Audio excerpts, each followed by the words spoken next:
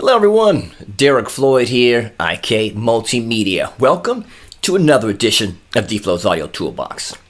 This is the segment where I interview special guests who happen to use IK tools to stay creative in their workflow almost every day. And if you enjoyed the content you see here, as always, put a like or subscribe to the channel so we can make sure we get you the most updated content as soon as it's available. Also, our segments are always brought to you by IK Multimedia and Lewitt Microphones. Now, as always, you guys know we like to give away free stuff on every segment, so this one can be no different. And this one's going to be a pretty killer. We're giving away SampleTank 4 with the EDM package. Brand new EDM package just released. So if you're making music, making dance music, making EDM, this is the package for you. Now, we got to give you something fun, right? Of course. So you got to stay to the end to get to that package. So you can't leave out in the middle. Stay all the way to the end, guys, to make sure you get there. So let me tell you about our special guest. He just happens to be a classically trained pianist since 8 years old, who happens to have 11 million views on his YouTube page and over 100,000 subscribers. He's an electronic dance musician, producer, songwriter, and a music director for multiple artists across the planet. This man knows what he's talking about when it comes to using creative tools, and he uses SampleTank for EDM. Can you help me welcome this great guy? His name is Jonah Wei-Haas. Jonah, you there, buddy? I'm here, Derek. How you doing? Man, what's going on, brother? Good to see you. Likewise, man. It's great to see you. Happy to be here. Are you staying safe out there, washing hands, get away from this COVID nonsense? Oh yeah, always wearing a mask, staying safe. Pretty much. So my wife and I we have this like sandwich board counter thing where I put up a different number every day, and today was day 185 of Oh, that's brilliant, man. Like so you've been home 185 days in a row?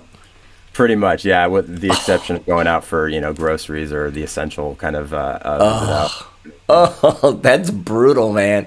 I think we've probably been home that long too, because for my job, I used to travel quite a bit to see my customers, and now that COVID's here, my wife is like, no flying for you. She's like, put the foot down. So I'm not traveling, right? So I've probably been home since late March, early April. I'm with you. I'm gonna start counting the days. Yeah, no, it's become kind of a fun little ritual every morning too. We kind of, and sometimes we'll change the quote around. We have add a new quote up there with letters and whatnot. So I kind of try to have fun with it. That's a blast, man. I love it. Well, man, thanks for taking the time. Even though you've been in the house, I know you're always keeping busy. So I appreciate you coming to share your talents and share your information about what you know about SampleTank and just share some of your story. Of course, man. Yeah, of course. So let me just jump right on in and kind of get him kicking. You've been playing classical piano since you were 8 years old? Like, really? Wow. Did you always know you wanted to write and produce music, or did that come along later? Yeah. So, the funny thing is I remember wanting to actually play piano. I don't know if I wanted to. It was more of I was the youngest of three, and I saw my brother and sister taking piano lessons, and me at age 5 begging my parents to also take lessons, and they just thought I wouldn't be able to sit still at the piano. I was a very high energy and excitable kid, and so at age 8, after years of me begging, they let me take lessons. But yeah, to get to the sort of the second half of your question, the writing producing thing actually came a lot later for me. For me, what really kind of hooked me with music and where I even early on dedicated kind of my life to wanting to pursue a career in music was from the performing standpoint. I always felt more comfortable on stage, and many times still a lot more comfortable on stage than even in kind of small settings, sometimes even in just kind of social settings or whatever. But yeah, and I remember too, it was very clearly a concert that my dad took me to when I was 10 years old. So I'd been playing classical piano for a couple of years. I was really, kind of taking to it. But he took me to a rock concert at age 10, and I just remember being so just like mesmerized by, I'd never experienced anything like that, with just the crowd interaction and how this lead singer had the whole audience eating out the palm of his hand. And I was like, I want to do that. What band was it? Do you remember? Yeah, it was a Green Day concert. Yeah, I'll never forget that. American Idiot, huh? Nice. the Warning tour actually. So this is Wow. yeah, it was crazy, man. But That's crazy. That's crazy. Well, I so love the fact that you've been playing for so long because, that you're actually a pianist first. If that is, would you describe yourself a pianist first, then a producer, songwriter? How would you put yourself in order of your skill set? totally, yeah, probably pianist, keyboardist, and then producer, and then teacher. These days has been a big part of kind of my role that I found. But the production thing happened really after school, from after college, and it, it, a lot of it was kind of linked up with working with different artists or working with a sync company for licensing songs, and I've had some great successes with getting placements and things like that. But what I really realized was the original music and the production stuff for me. My role always was in a collaborative role. Like I feel like my strengths lie in that collaborative role where I'm helping execute someone else's vision or helping kind of being part of a team to bring apart a vision. And I feel like I've always really excelled in that setting more than if it was just myself doing the solo artist kind of thing. Oh, that's awesome, man. I mean, some people have that ability to be able to create and collaborate. Some people don't. Some people are in that oscillation space. So to be able to collaborate or produce or bring people's vision to life, or an artist or something like that, that's an awesome thing. Totally, yeah.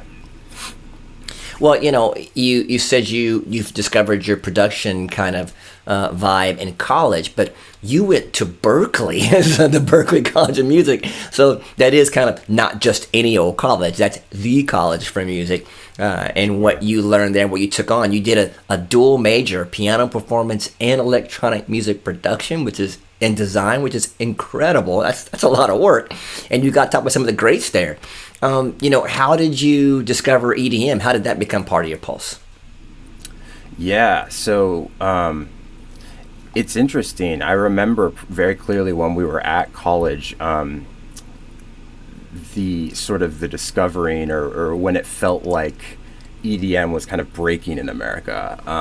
Because I had been aware of some dubstep artists, from even like 10 years before that are in the UK, and that was, popular in that part of the world. But it really, I mean, and it might be cliche, but I remember hearing Skrillex for the first time and just being blown away, just hearing not only this kind of very melodic electronic music, but also some very incredibly aggressive sounds, and just the sort of the juxtaposition of this. It just really was really cool to me, because a big kind of motivating factor of wanting to go to a school like Berklee for me was to take advantage of the more contemporary technologies that a school like that has to offer.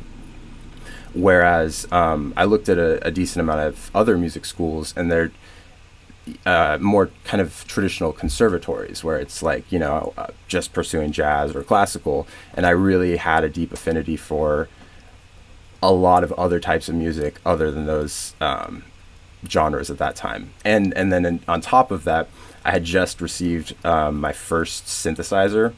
And so I was Which one? It was a Roland Juno G. So it's kind of a bit of a sampler in there, and also it was kind of like a little bit of a workstation. It wasn't actually an analog synthesizer, but it did sort of really kind of open the gate, so to speak, about really showing me, introducing that there's this crazy sonic world outside of the pianos and organs and electric pianos that I had been growing up with, and it had already been such a big part of my life. So that really played a huge role in it, that I was like, oh, I can go to Berklee, and not only do they have synth labs, they have Moog Voyager I can check out, and and take advantage of all this tech that was developing and super inspiring to me at the time. That is awesome, man. And since your time at Berklee, you've kind of blossomed into this amazing kind of whirlwind YouTube sensation where you've got over 100,000 subscribers, and you're playing your own personal compositions, but you've also created a niche where you're doing piano arrangements of popular EDM music. This is completely unique, right? How did that come about? Yeah, so that was kind of an interesting thing, right? My YouTube channel, kind of has to go back a little bit of context. So I was in a band at Berklee And we were all EPD majors. It's funny, when we joined that major, it was called music synthesis, which has a different feel to it. And then after we had been in the major, like halfway through, they changed the name of the major. And we're just like, what? Like, we didn't sign up for electronic production and design. But now I think it actually probably sounds a bit more kind of like general professional kind of thing. But Sure. But yeah, so we were all musicians, like players, but we were all very interested in sort of the electronic sound set outside of our normal instruments. And we had, we took it on ourselves as a challenge to cover Scary Monsters and Nice Sprites, one of the first Skrillex songs that really kind of broke in America, on real instruments. And so like no backing tracks, no, we're not we weren't even in ears with clicks, no, nothing really. Our drummer had the click, and we had designed our own sounds and modded our instruments. And that was honestly a really cool sort of first taste to YouTube for me, because those videos actually ended up kind of going viral. A couple of them are sitting at, 12, 13 million views right now. No way! I know, it's kind of insane. And this was my first taste into YouTube and being part of any sort of viral kind of thing.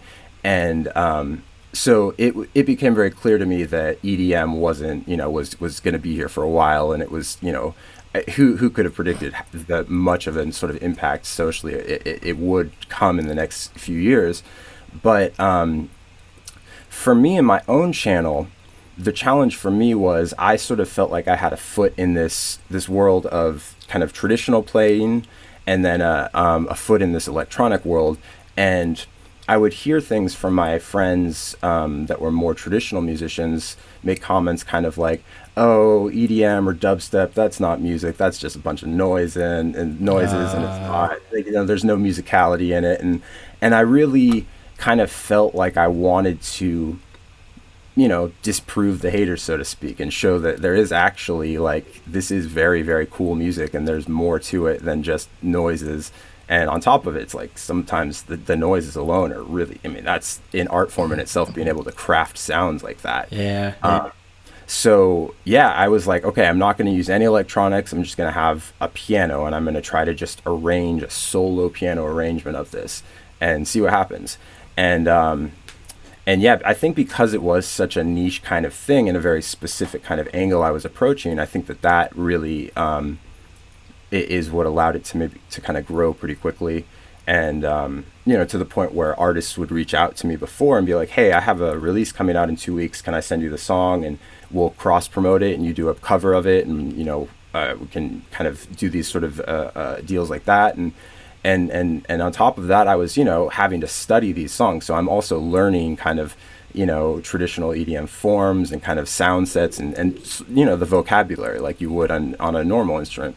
So this was really in many ways the early kind of production training in some respects with it. But yeah, and then the other reason I think that, like, the other sort of thing I tried to take to my channel that as a challenge for myself was that I didn't really see any other piano players doing in their piano covers was to take some of my jazz background into it and reharmonize some sections, improvise, maybe write out solos, really trying to make it my own rather than just like, I'm going to transcribe the song and kind of play a transcription. I'm going to really try to make an arrangement and bring some of myself into it. And so, yeah, I've been incredibly blessed to have this community that I've built over the past few years through YouTube. That is awesome, man. Can you tell them your YouTube site one more time so we can make sure it's on the screen for them? What's the place so they can go check it out? It's youtube.com/J Wei-Haas. And that's actually all my social media is just J Wei-Haas, W-E-I-H. Okay. I'll make sure it's on the screen for them here, but I want to make sure they can see it. But definitely, man, I think that's awesome. So, with such a creative force that you've become, now you're also on tour and you became a music director and a producer and a songwriter on top of what you're doing with this whole new creative niche you've done with the YouTube channel. How do you find time to stay creative, to write your own stuff? How do you find time? Yeah, man. I mean, it definitely is a balancing act, but I think in many ways it's because I have such a diversity of the projects that I'm a part of and that I'm working on that sort of fuels that creativity. I think for me, I kind of need to have a bunch of different kind of sides of myself, and that really allows things to not grow stale or to feel burnt out. I think if I was only touring or only teaching or only producing, I think I could really see myself kind of like burning out or getting tired of it and losing maybe motivation or inspiration. But I've been super blessed to have a bunch of different kind of musical scenarios that challenge me in different ways and really, inspire me too. Same with teaching too. I think that's probably one of the newer, I mean, I've been teaching now for over 5-6 years, and very sort of diverse kind of ways. A lot of my lessons kind of take on more of like a mentorship role. It's crazy because if you talk to 8-year-old Jonah or even 10-year-old Jonah, or high school Jonah, whatever, like I would have never anticipated thinking that I would be teaching music and that I would have such an appreciation for it. But wow. I really can say that it's incredibly inspiring for me sometimes. Some of these lessons, just working with kids and older students as well, mixed from piano to production to songwriting to anything in between. And to the point even, a blessing of the pandemic is it's given me more time to kind of reflect on that. And I've actually built a course that I'm going to be teaching it's like sort of an intro to production, a 4-week course that I'm actually starting the first one next week. And that first course is already filled up. And so it's cool to see that there's a demand for it. Like as soon as I kind of announced it, that immediately filled up. And it's looking like I'm going to be able to continue doing this and ramp it up as we go. That is so awesome, man. I appreciate the fact that, and I tell all my creative friends, the pandemic should be a blessing for most of us that are creative because it gives us time to be home. Half the time we're running around trying to do 54 things, but since we're home, we should be creating as much as possible, right? Here's our chance. Here's our time to do it. We're not going to get this much time back in one slot again. You know what I mean? Amen. Yeah, man. And it's totally true. I try to remind myself of that too, especially if I'm feeling down or, everyone has ups and lows. And I think especially with the pandemic, we're all feeling maybe our highs a bit higher and our lows a bit lower and everything in between. And so I'm, incredibly grateful of this as an opportunity to not only kind of maybe slow down the general like hustle grind that it is of living in LA and trying to pursue a freelance career in music. Along with being able to take a step back and also really continue focusing on honing my own craft and creating and just trying to live it each day creatively. I love it. So let's talk about creativity. You're saying that now you get to be home, you get to make some music, you get to branch out and try new things, new toys, if you will. You discover SampleTank 4 as a new tool, as a workstation, as a plug-in, but so much more. Excuse me. How did that add creativity to what you do? What was your first impression of it?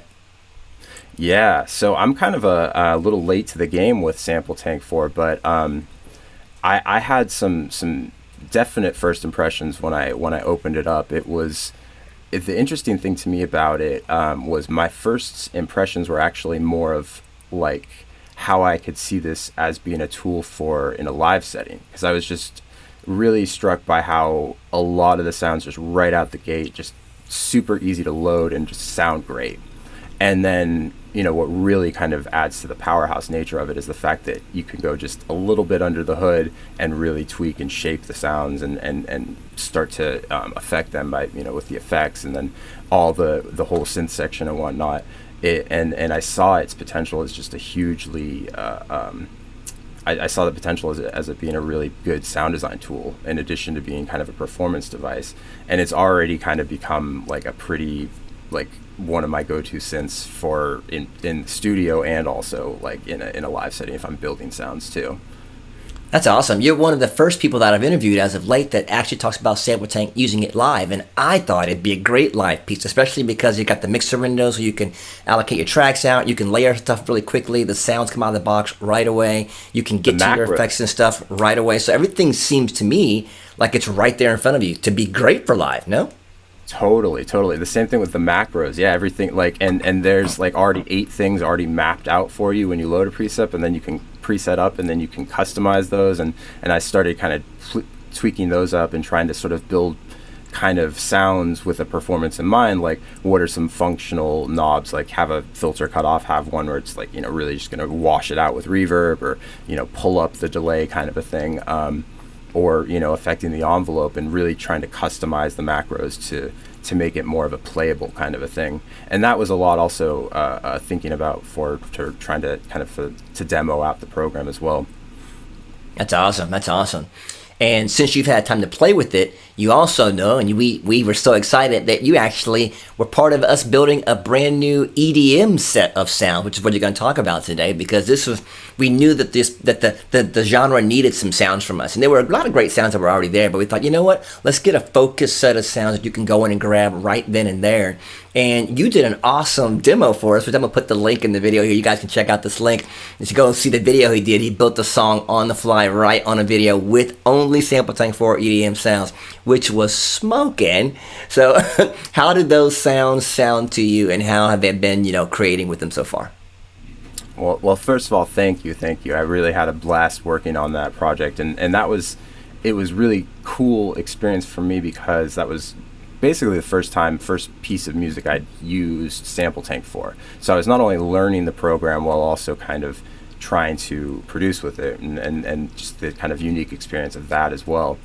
But it's funny too, because I had sort of, even before I dove into the program, I had kind of made up in my mind I wanted to make like a drop, like a dubsteppy type kind of aggressive drop. I wanted to have that be a feature in the track. And before even hearing the sounds, and so I may have made my job maybe a little bit more challenging, because the title of EDM is such a big blanket term that encompasses, so many subgenres of electronic dance music, from dubstep to trap to house to drum and bass, drum step, and really everything in between. There's so many other kind of things, and so it's hard to pinpoint like these are all the EDM sounds. And so what I liked about it is I thought it did a very diverse, a very good job of kind of presenting a diverse set of sounds that could work in a progressive house setting, or could work in more kind of a kind of a trappy or dubstep kind of a thing. So yeah, and then I actually, a lot of the drums, like they have sort of the player, like playable patterns and whatnot, I guess is what you call it. And a lot of those patterns tended to be more sort of 4 on the floor kind of things. So I ended up having to do a lot more programming on my own with building my own drum patterns, and ended up actually playing in a lot of the parts too, which you can kind of see in the video. So it was a really kind of fun challenge trying to adapt to that, and learn it at the same time.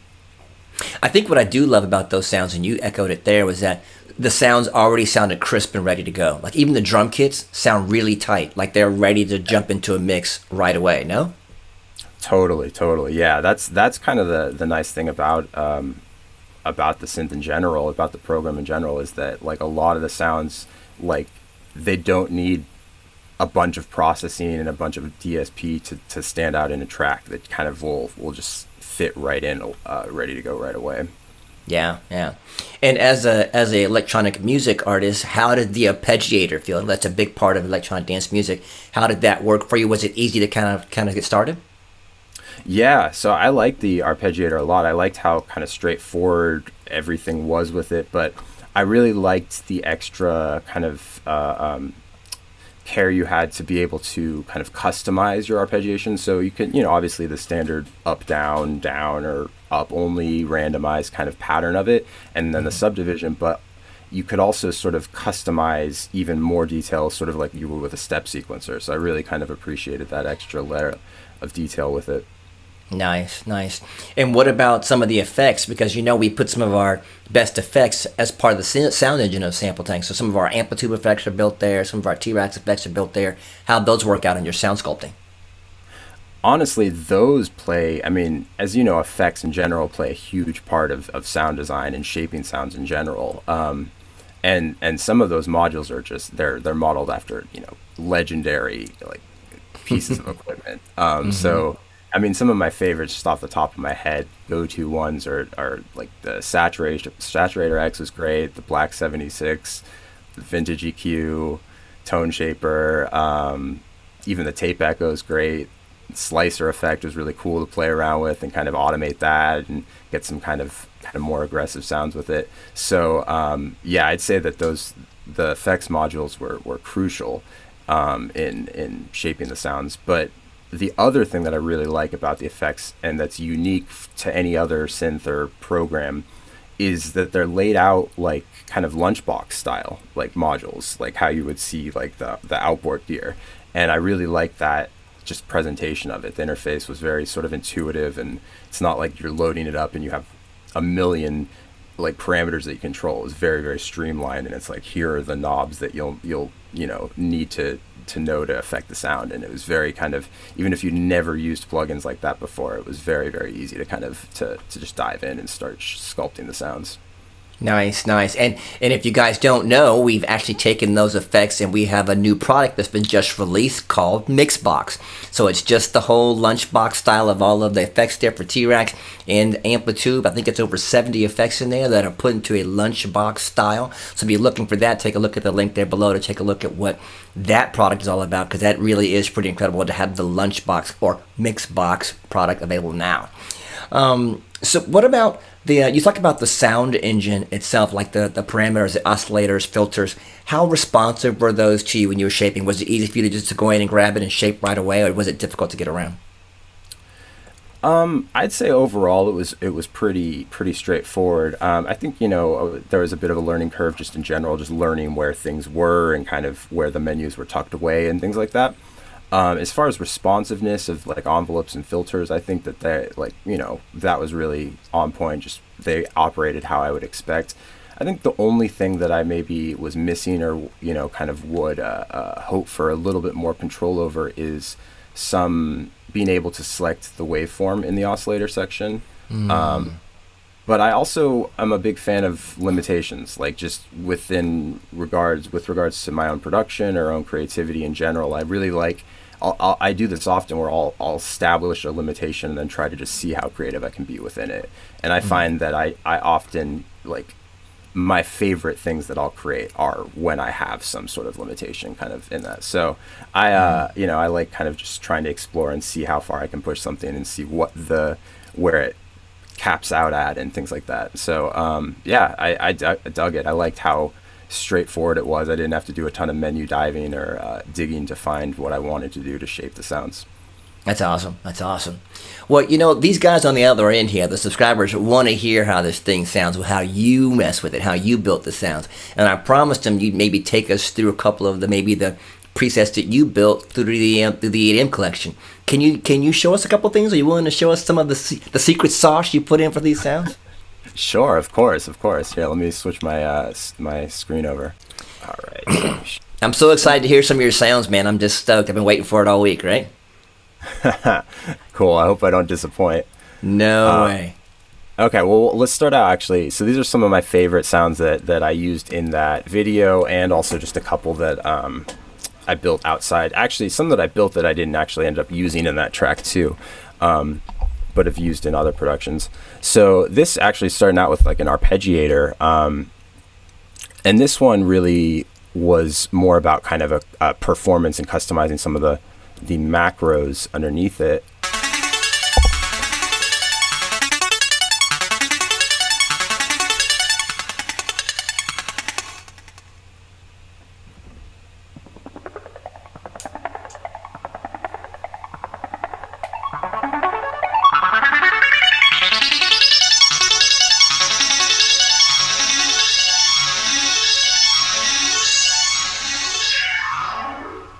So yeah, it's really kind of trying to make it so I could, shape the sound in real time without having to like automate a bunch of it and have it set to the knobs on my controller in front of me.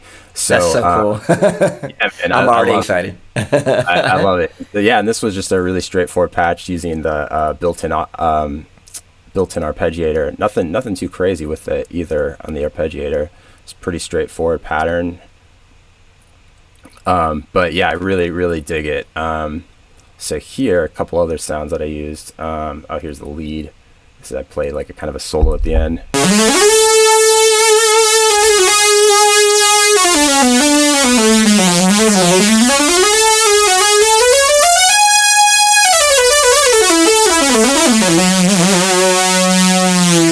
So I And love that sounds to, fat, dude. I love it.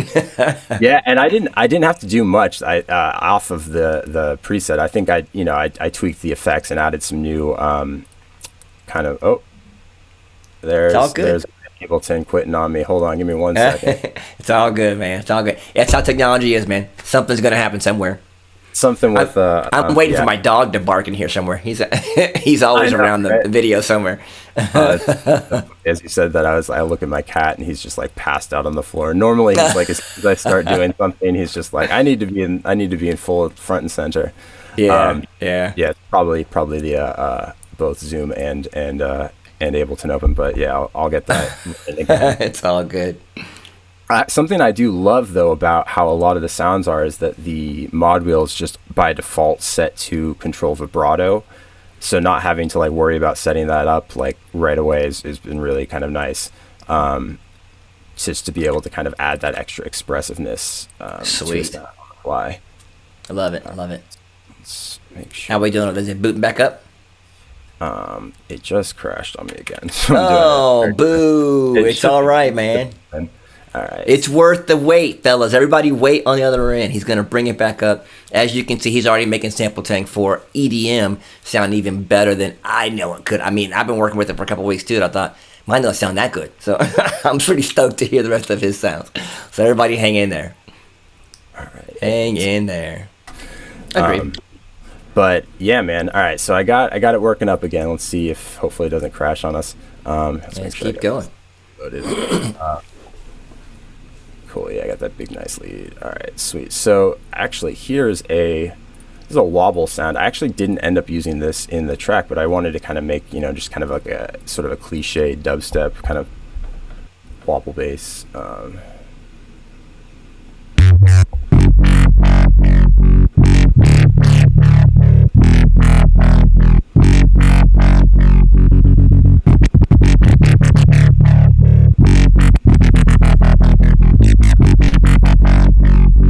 So nice. Pretty straightforward, but a lot of it was shaping it, with the effects, getting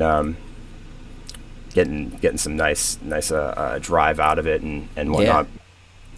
Okay, cool. And then so I'll kind of break down. So the drop section in that EDM track, I ended up having to create these kind of performances. You can kind of see I have like 5 instances of SampleTank, but split across my keyboard so that I can kind of play it in various parts of it. And that was actually kind of a fun process. I hadn't ever, or I don't normally do that when I'm like writing a drop or bass line like that. So kind of having things mapped out in racks and then just trying to sort of play along with it and explore ideas. But yeah, man. So this one, this kind of performance one that I have, it's kind of a mix of a couple different. Maybe just watch the volume here a little bit. Yeah, that volume, that cranking, dude. They're gonna be able to end like, oh, I can't hear. Yeah, totally. So, sorry about that. So I kind of have this performance of a bunch of different samples, kind of in the middle, or some that I actually sampled one shots from SampleTank and then processed them, exported that out, processed it again, exported that, and so it's like mangled and become like way different from what even the original file was. And so a lot of these one shots, like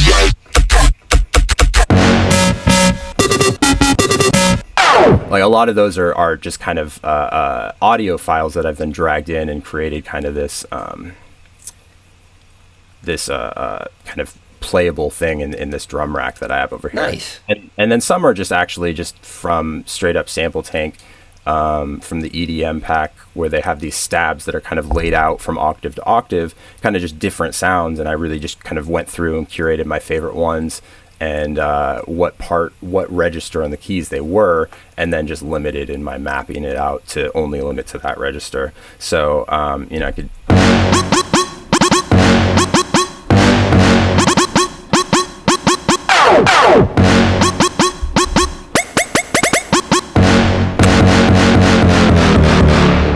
kind of just like nice. around with it and never know what comes out, what you come up with, kind of a thing. That's madness. Yeah, dude. You're showing me new stuff on here that I didn't know yet, so that's pretty cool. I love it.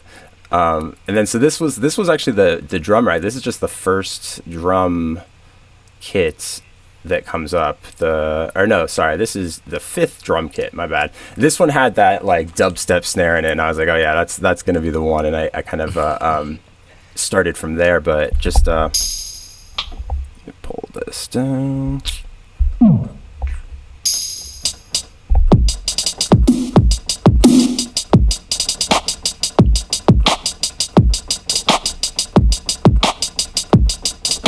So I kind of had that kind of played idea in, and that's actually what the song started with, this kind of intro, me playing that in, and then in the drop sections, I'm kind of doing this like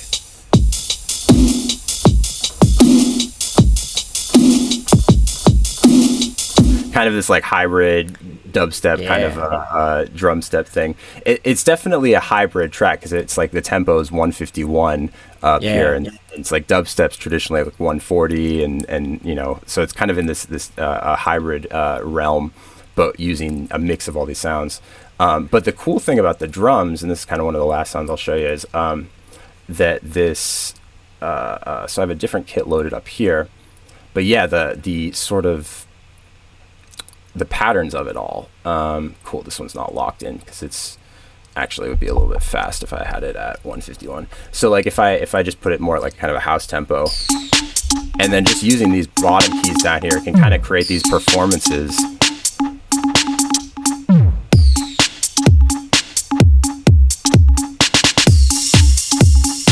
And then like kind of can jam it out a little bit too, like load up another sound and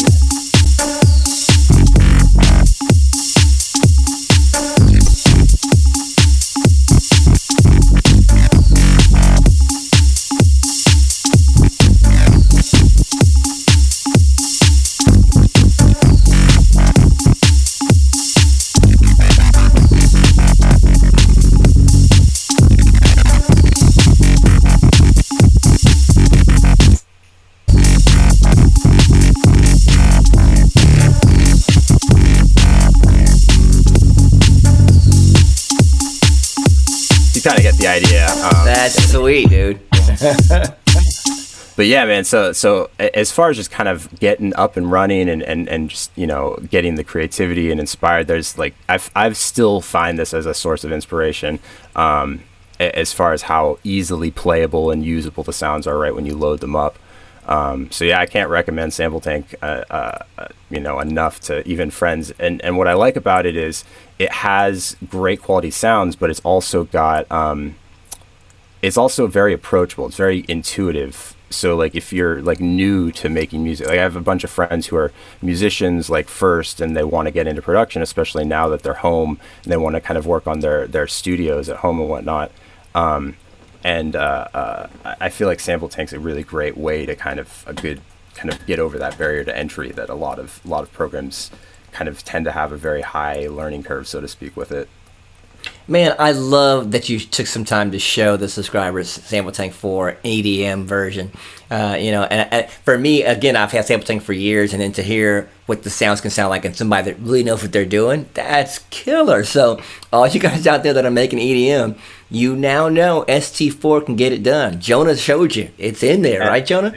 Yeah, that whole track too in that video, I only use SampleTank. I really wanted to challenge myself to only use sounds from that plugin too. So check the link here. Check the link here. You got to watch this video. It's gonna blow your mind. Yeah, man. Well, man, thanks again for stopping by and showing us SampleTank 4 EDM. You know, we are always excited to have you come by, and thanks again for making that great track for the demo. That was the thing that drew me in and say, let me get this guy on the show so he can talk about it a little bit. And hey, if anybody wants to get in touch with you as far as your production work, or to have you do some teaching or whatever else you're doing as far as what you're doing out there in the industry, how do they get a hold of you? How do they reach out to you? Sure. Yeah. So you can find me at JonahWei-Haas.com. And or on social media, I'm pretty much on everything, and it's all at Wei-Haas. So just JWEIHAAS. All right, guys, you heard it here first. Jonah, thanks for stopping by and talking to us. I sure do appreciate you. And I know what you guys are thinking. It's time for the free stuff. Of course, free stuff is good. So if you did pay attention then, and Jonah gave us some great information today, then I'm only going to give you one question to answer to actually get the free stuff. And like I said, today we're giving away SampleTank 4 plus the EDM package. So you're going to be able to create what he showed you with this package. So, were you listening today? Let's see.